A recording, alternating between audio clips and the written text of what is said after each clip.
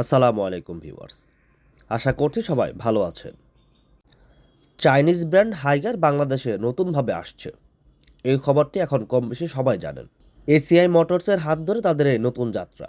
এর আগেও বাংলাদেশে হাইগারের বাস এসেছে, শুধুমাত্র চেসিসও এসেছে, আবার একদম সিবিউ বাস বা একমাত্র হাইগারের, যেটি এখন বাংলাদেশে চলছে। তবে যে বিষয়টি ব্যতিক্রম সেটি হচ্ছে মাল্টি এক্সেলের কোনো হাইগার বাস বাংলাদেশে এখনও পর্যন্ত আসেনি, যেটি এবার আসতে যাচ্ছে। এর পাশাপাশি বাই-এক্সেলের বাসও আসবে, অনেক নতুন ধরনের বাস আসবে, যেটি নিয়ে আসলে পরিবহন সেক্টরে যারা আছেন সবাই আশাবাদী যে এই সেক্টরে হয়তো পরিবর্তন আসবে বা পরিবর্তন আসতে যাচ্ছে। তবে আমি আসলে এখানে একটু আশাবাদী কম হতে চাই, কারণ যে পরিবর্তনের চিন্তা আমরা এখনই করছি, আমি আসলে এখনই করছি না সেটা। আমি মনে করছি একটু হয়তো সময় লাগবে। এটা কারণটা হচ্ছে স্লিপার বাস নিয়ে, মানে হাইগারের মাল্টি এক্সেল বাস আসবে বা আসলে পরে এই বাসের উপর অনেকেই চাইবেন স্লিপার করতে, এবং সেটা করাটাই স্বাভাবিক, কারণ বাংলাদেশের ব্যবসা এখন অনেকটাই স্লিপার নির্ভর, বিশেষ করে ঢাকা, চট্টগ্রাম, কক্সবাজারের দিকে যদি আমি তাকাই। এখন আর ওইদিকে যারা ভ্রমণ করেন, বিশেষ করে ট্যুরিস্ট, তারা কেউ আসলে সিটে বসে যেতে খুব একটা চান না। অধিকাংশই বলা যায় স্লিপার প্রেফার করেন। এর মধ্যে একটা অংশ আছেন যারা আসলে সিটে বিজনেস ক্লাসে যেতে যান বা ইকোনমি ক্লাসের বাসে যান বা হচ্ছে নন এসিতে যান। তবে বলা যায় ইকোনমি এসির ব্যবসাটা পুরোটাই শেষ, শুধুমাত্র বিজনেস তাও ধুকধুক করে টিকে আছে, এরকম একটা অবস্থা।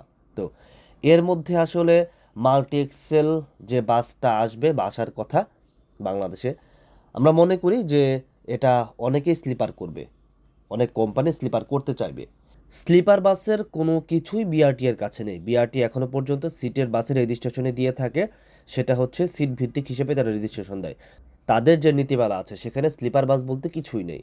ফলে প্রথমেই নীতিমালা সংশোধন করতে হবে। এটা যদি যে পর্যন্ত না হবে সে পর্যন্ত কিন্তু এই যত লাক্সারি সেগমেন্টের বাসে আসলে বাংলাদেশে আনা হোক না কেন, স্লিপার কিন্তু কেউ করতে পারবে না।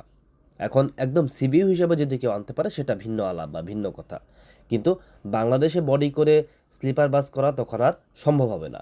এখন বাস মালিক যারা নিবে, যারা এই এত টাকা দিয়ে 1.5 কোটির উপরে টাকা দিয়ে যারা মাল্টি এক্সেল বাস বানাবে, মাল্টি এক্সেলের উপর স্লিপার, তারা যদি নাম্বার প্লেট না পায়, রেজিস্ট্রেশন না পায়, তখন আসলে তারা তো হতাশ হয়ে যাবে। তখন এত টাকা খরচ করে তারা তো আসলে ডুপ্লিকেট নাম্বার দিয়ে ফেক রেজি দিয়ে তো তারা রাস্তায় গাড়ি চালাবে না, বা তারা এমন হলো রাস্তায় গাড়ি নামাতেই পারলো না। তখন এই যে এত কোটির কোটি টাকা ইনভেস্ট করে সেগুলো ফেলে রাখা, বসিয়ে রাখা, এটাও তো আসলে তাদের জন্য জুলুম। ফলে এদিকে আসলে কেউ হাঁটতে চাইবে না। এখন এসিআই মোটরস আসলে যতটুকু আমি জানতে পেরেছি তারা হয়তো একটি প্রস্তাব দিয়েছে বিআরটি এর কাছে। এখন সেটি আসলে বিআরটি কতটা আমলে নিবে বা কত দ্রুত সম্ভব সেটা কাজ শুরু করবে, এবং সেই বিষয়টা নিয়ে একটি নীতিমালা তৈরি করবে স্লিপার বাস, সেটার একটা ফরম্যাট তৈরি করা দরকার বলে আমি মনে করি। কারণ বাংলাদেশ আগাচ্ছে, শুধু বাংলাদেশ না, পুরো বিশ্ব যেখানে অনেক এগিয়ে গেছে, আমরা এখনো পর্যন্ত অনেক পিছিয়ে আছি। বিআরটি এর নীতিমালার কারণে হয়তো এখানে বাদ ছাড়তে পারে শুরুর দিকে, এবং স্লিপার বাসের রেজিস্ট্রেশন পাওয়া নিয়ে আমার ধারণা খুব ঝামেলা হবে শুরুর দিকে। যেমন এইডজের কথা যদি বলি, এইডজে যখন বাংলাদেশে আসলো, এর বডি হওয়ার পর এর রেজিস্ট্রেশন পাওয়া নিয়ে কত দৌড়াদৌড়ি, তারপর অবশেষে অনেক দিন পর রেজিস্ট্রেশন পেল। আমার ধারণা যে এই মাল্টি স্লিপার বা বাই এক্সেলের যে স্লিপার হাইগারের উপর বলি বা অন্যান্য ব্র্যান্ডের উপর যেগুলো বলি, আমার ধারণা এরকমই হওয়ার একটা সম্ভাবনা আছে। তখন মালিকরা কিন্তু মুখ ফিরিয়ে নিতে পারে। তখন তারা ওই 50 লাখ টাকায়, যেখানে তারা ইফাদের কাছ থেকে সব কিছু পেয়ে যাচ্ছে, ফলে কোনো মালিক বাংলাদেশ আসলে এখন ওই রকম অবস্থায় নাই যে যারা 10, 12, 15 কোটি টাকা ইনভেস্ট করে ফেলে রাখবে বাজারে। এই অবস্থা এখন অধিকাংশ মালিকই নেই। বাংলাদেশে ভালো গাড়ি আসতেছে, এটা যেমন আমাদের জন্য খুশির খবর, পরিবহন সেক্টরের পরিবর্তনের আভাস, খুশির খবর।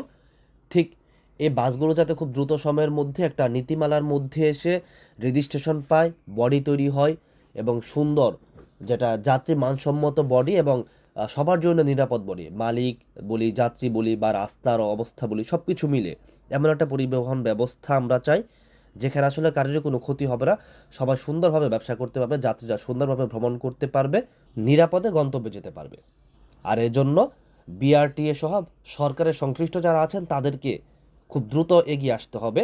বাংলাদেশ প্রকৌশল বিশ্ববিদ্যালয় আছে, তাদের মাধ্যমে একটি নীতিমালা তৈরি করতে হবে। বাংলাদেশের যে বাসের বডিগুলো তৈরি হয় সেটা শুধু স্লিপার না, আমি যদি সিটের বাসের কথা বলি, সেই বিষয়গুলোতে আসলে নীতিমালা আসা দরকার, যে একটা বাস অনেক কোম্পানি অনেক বাসগুলোতে সামনে পেছনে বাড়ানো হয়। এই বিষয়গুলো আসলে ঠেকানো দরকার, এবং কিভাবে বাসের উচ্চতা কতটুকু হবে, বাসের লেন্থ কতটুকু হবে, পাশে কি হবে, এই সব কিছু নিয়ে একটা নীতিমালা আসা দরকার, এবং সেটা সব গ্যারেজ মালিক যারা আছে তাদেরও সেটা ফলো করা দরকার। এবং বাংলাদেশে ভালো মানের গ্যারেজ যদি গড়ে ওঠে তাহলে আমার ধারণা যে ভালো বাস এখান থেকে বের হবে। এখন হাইগারের মাল্টি এক্সেল বাস যখন বাংলাদেশে আসবে, তখন মাল্টি এক্সেলের উপর বডি করা, অর্থাৎ এটা কিন্তু একটু কঠিন। বাংলাদেশের বলা যায় অধিকাংশ গ্যারেজের আসলে এই অভিজ্ঞতা নেই মাল্টি এক্সেলের উপর বডি করা। আমি যদি শুধুমাত্র সোহাগ বলি, সোহাগ ছাড়া আমি দেখিনি আসলে এখনও পর্যন্ত মাল্টি এক্সেলের উপর বডি করেছে। ফলে এটা একটু কঠিন হয়ে যাবে, যে কারোর জন্য মাল্টির উপর বডি করা। এখানে সতর্কতার সাথে বডি করতে হবে, এবং যে সেন্টার অফ গ্র্যাভিটি যে বিষয়টা, এই বিষয়টা খুব ভালোভাবে মেনটেন করতে হবে। তো ভালো থাকবেন, সুস্থ থাকবেন। ধন্যবাদ সবাইকে।